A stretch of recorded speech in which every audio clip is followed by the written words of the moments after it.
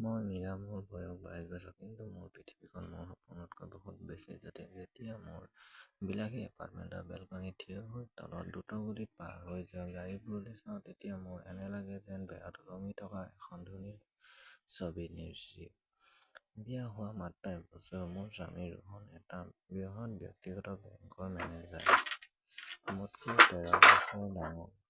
মোৰ পৰিয়ালে তেওঁৰ ভাল চাকৰি আৰু সুৰক্ষিত ভৱিষ্যতৰ ওপৰত ভিত্তি কৰি এই বিয়াখনৰ ব্যৱস্থা কৰিছিল। সঁচা কথা ক'বলৈ গ'লে মই আপত্তি কৰা নাছিলো।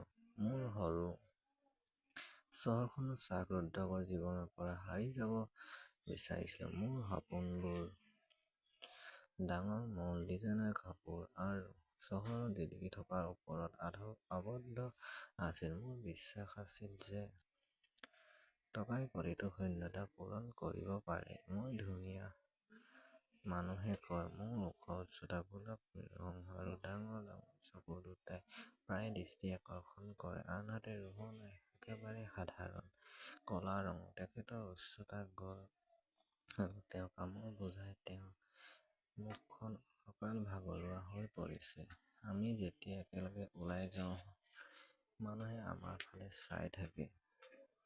আমি কেনেকুৱা দাম্পত্য। আমাৰ ফ্লেটটো চহৰৰ এটা আড়ম্বৰপূৰ্ণ অঞ্চলত। আমাৰ শহুৰৰ কোনো হস্তক্ষেপ নাই, কোনো আত্মীয়ে ভ্ৰমণ নকৰে, কেৱল মই আৰু ৰোহন। সকলোবোৰ আশা কৰা মতেই আছিল। এটা কথাৰ বাহিৰে আমাৰ মাজৰ দূৰত্ব। ৰোহনে ৰাতিপুৱা অফিচলৈ ৰাওনা হৈছে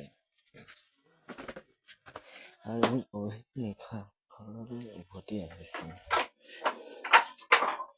ঘৰত থকাৰ সময়ত তেওঁ ফোনত কথা পাতি আছে, কেৱল লেপটপত নিমগ্ন আছিল। আমি কথা পাতিলো, কিন্তু পৰিৱৰ্তে আমি খাইছিলো। আজি অফিচত বহু কাম আৰম্ভ হৈছিল। সেইটোৱেই আছিল তেওঁৰ স্পৰ্শ। এটা অভ্যাস আছিল।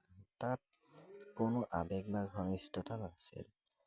তেওঁৰ বাবে মই হয়তো তেওঁ নিখুঁতভাৱে পালন কৰি থকা আন এক দায়িত্ব আছিল। এদিন সন্ধিয়া ৰোহন এজন যুৱক লৈ ঘৰলৈ আহিছিল।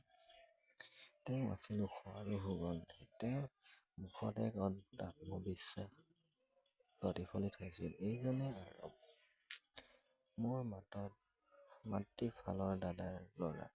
স্থাপত্য অধ্যয়ন সম্পূৰ্ণ কৰি ইয়ালৈ ইণ্টাৰ্ণশ্বিপৰ বাবে আহিছে। মান্য ঠাই নোপোৱালৈকে তেওঁ আমাৰ লগত থাকিব। ৰোহনে আমাক চিনাকি দিলে। আৰৱে মোৰ ফালে চাই হাত দুখন ভাঁজ কৰি হাঁহিয়তি মাৰি ক'লে, হেল্ল' বৌ।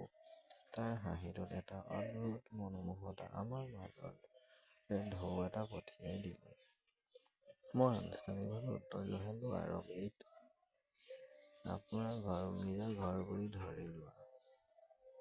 যিয়েই নহওক, তেওঁ অফিচলৈ যোৱাৰ পিছত মই অকলে বিৰক্ত হৈ পৰো। কেৱল থকাৰ সময়খিনিয়ে মোক মনোৰঞ্জন দিব। ৰোহনে তেওঁক অতিথিশালাটো দেখুৱাই মোক ফুচফুচাই ক'লে, মীৰা, আৰৱ বৰ কম্প'জিট আৰু কঠোৰ পৰিশ্ৰমী ল'ৰা।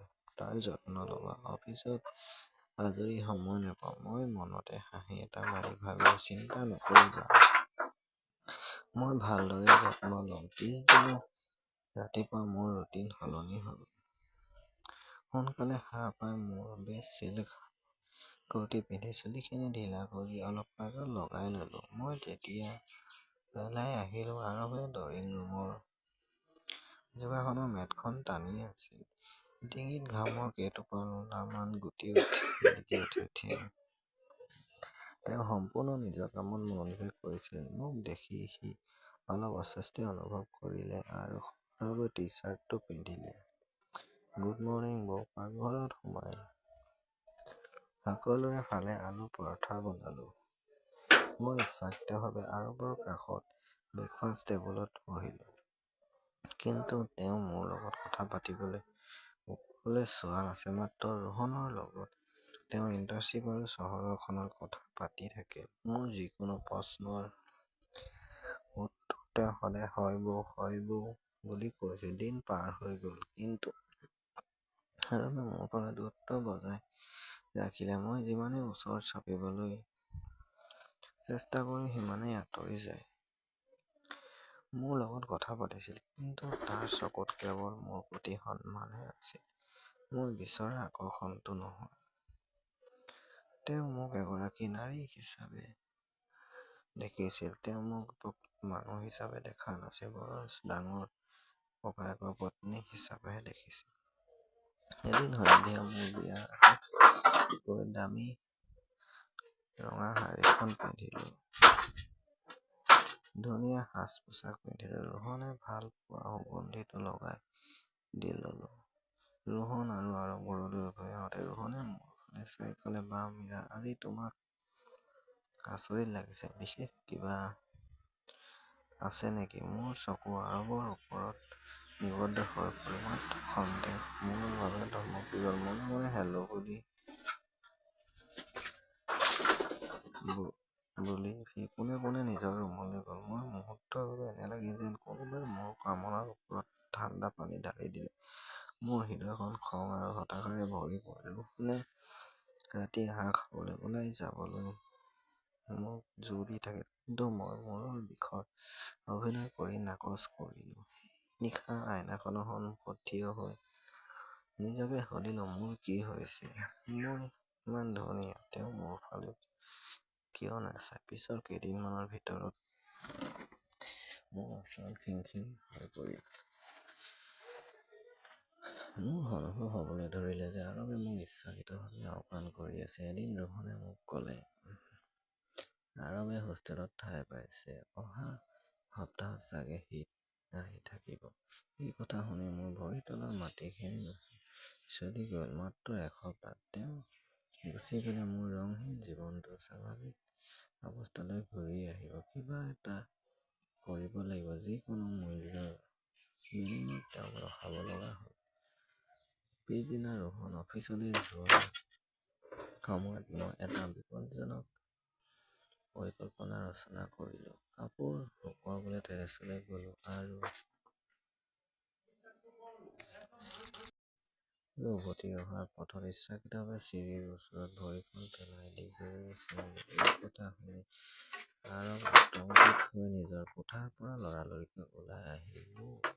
কি হ'ল, ভালে আছানে? তাইৰ মুখত প্ৰকৃত চিন্তা জিলিকি উঠিল। আৰৱ, মোৰ ভৰিখন ইমান বেয়াকৈ বিষাইছে, মই সহ্য কৰিব নোৱাৰো। মই বিষত হুমুনিয়াহ কাঢ়ি ক'লো। দ্বিতীয়বাৰৰ চিন্তা নকৰাকৈ আৰৱে মোক নিজৰ মজবুত কোলাত তুলি লৈ কোঠালৈ নামি আহিল। সেই মুহূৰ্তৰ বাবে তেওঁৰ বুকুত আঁকোৱালি লোৱাৰ লগে লগে মোৰ পৃথিৱীখন যেন বন্ধ হৈ গ'ল। তেওঁৰ স্পৰ্শটো আছিল যেন মোৰ বাবে হাহাকাৰ কৰি অহা।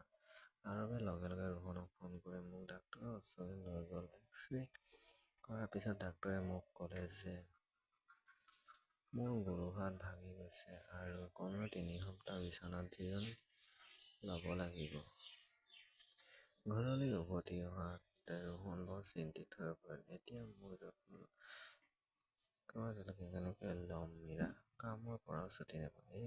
মই একো কোৱাৰ আগতে আৰৱে মাত মাতিলে, তই চিন্তা নকৰিবি, বৌ ভাল নোহোৱালৈকে মই ইয়াতে থাকিম। মই মোৰ ইণ্টাৰ্ণশ্বিপৰ পৰা কেইদিনমান ছুটি ল'ম। বৌৰ স্বাস্থ্যতকৈ বেছি গুৰুত্বপূৰ্ণ একোৱেই নাই। মোৰ মুখত এটা সকাহ পোৱা হাঁহি বিয়পি পৰিল। মোৰ পৰিকল্পনা সফল হৈছিল। আৰৱ এতিয়া ইয়াতে থাকিব, মোৰ যত্ন ল'বলৈ মোৰ লগত। পিছদিনা ৰাতিপুৱা ৰোহন অফিচলৈ যোৱাৰ পিছত আৰৱক মাতিলো। সি দ্বিধাবোধ কৰি কোঠাটোৰ দুৱাৰমুখত থিয় হৈ থাকিল। হয় বৌ, মোক কিবা এটা লাগে। মই মাতত অসহায় হৈ গ'লো। আৰৱ, মই ইয়াত ভাগৰি পৰিছো, বেলকনিত উঠিবলৈ সহায় কৰিবনে? তেওঁ মোক একো কথা নোকোৱাকৈ সহায় কৰিলে। বেলকনি পাওঁতে আমি বহি থাকোঁতে মই তেওঁক সুধিলো, আৰৱ, তুমি মোৰ পৰা ইমান আঁতৰিছা কিয়? তুমি মোক ভাল নাপাবা নেকি? দীঘলকৈ উশাহ এটা লৈ সি তললৈ চালে। অলপ পিছত ক'লে, বৌ, তুমি মোৰ দাদাৰ পত্নী আৰু মই তোমাক সন্মান কৰোঁ।